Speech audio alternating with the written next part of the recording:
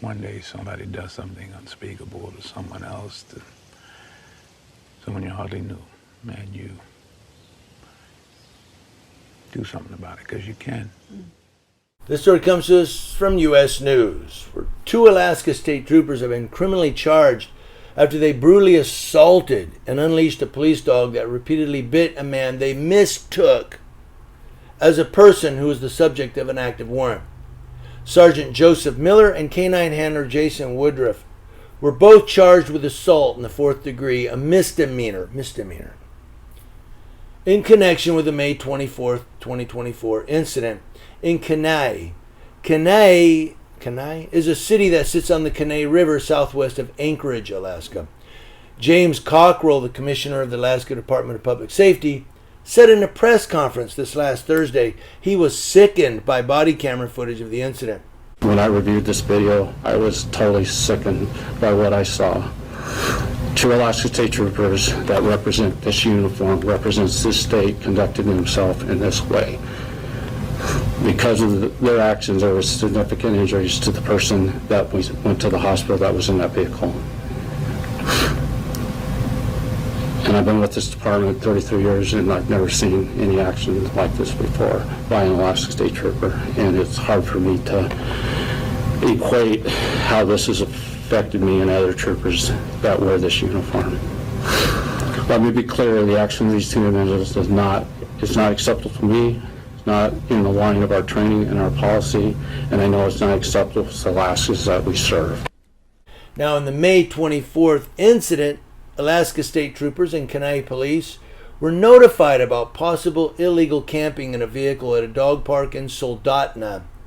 Advised that the SUV was associated with Garrett Tika. Tika had an active warrant for failing to serve a 10-day sentence for driving with a revoked license. However, when troopers responded to the car, they failed to verify the occupant's identity, Cockrell said. The man inside was not Garrett Tika, but it was his cousin, Ben Tika. Cockrell said that troopers saw a man in the back of the vehicle and ordered him out, saying he had a warrant for his arrest. The man disputed that. He said, I don't have a warrant, and refused to exit. Miller then broke out the rear window and deployed pepper spray on the person in the back of the vehicle. When Tika finally exited the car, Miller kicked him, punched him in the back of the head or neck, then stepped on his head, pushing it into the ground covered with broken glass from the smashed car window.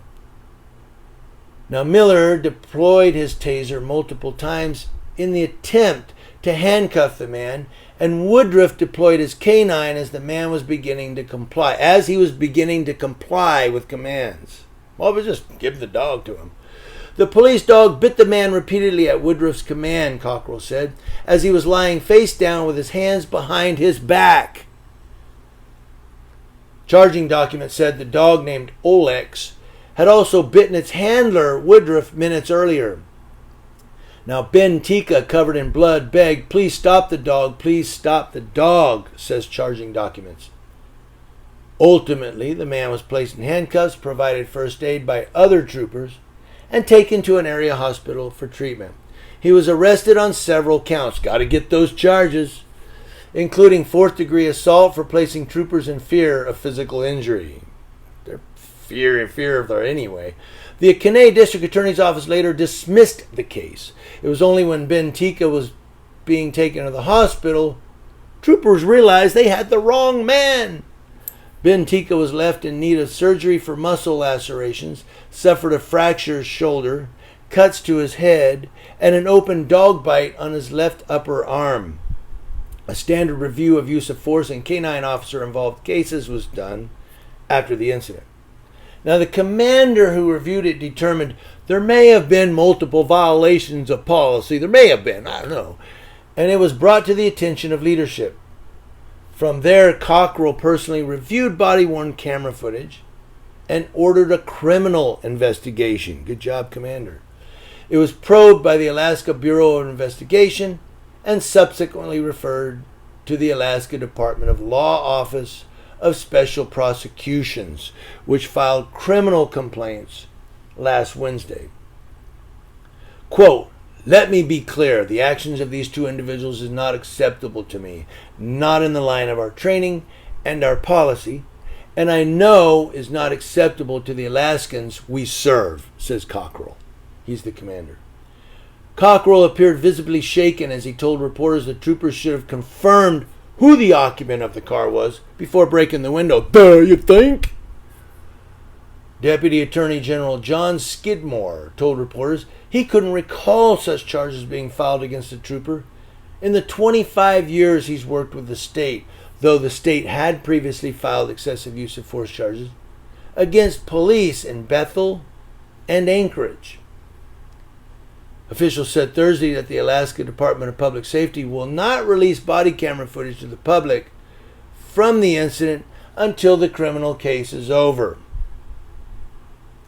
Now, Trooper Miller is a 14-year employee of Alaska DPS, and Woodruff is a 16-year employee, both most recently serving in Soldotna. Both officers are now on administrative leave, and the canine officer involved is no longer in service, officials said Thursday. Cockrell said officials are investigating some past incidents involving those officers for possible violations. Both men are due in court on September 10th of this year. The Kenai Police Department said in a statement Friday that its force conducted an internal investigation into the actions of its officers who responded to that call. They say, we do believe Kenai police officers acted appropriately, and we do not believe that Kenai police officers violated department policy or the law in this case, says Chief David Ross. Kenai police cooperated fully with the criminal investigations conducted by the Alaska Bureau of Investigations into the call, noting that any evidence, including its officer body-worn camera footage, won't be released publicly until the Alaska Department of Public Safety and the Alaska Department of Law conclude their case. Couple of questions here, then I'm done. One, did the Kenai police officers try to stop the troopers and go, hey, don't leash the dog, he's complying? Did they say that? It's a good question. Or did they go, these guys, man. I mean, they're cops. They can get involved. Well, they're state troopers. You know, the cop don't arrest cop. Cop don't get involved. The cop. We go along or we move along. Second thing. They're not going to release the body camera footage until they conclude their case. You know that if somebody released a dog on one of those troopers and he got bit, they'd release that body camera footage this week. Same week. It would have already been released back in June. Yep.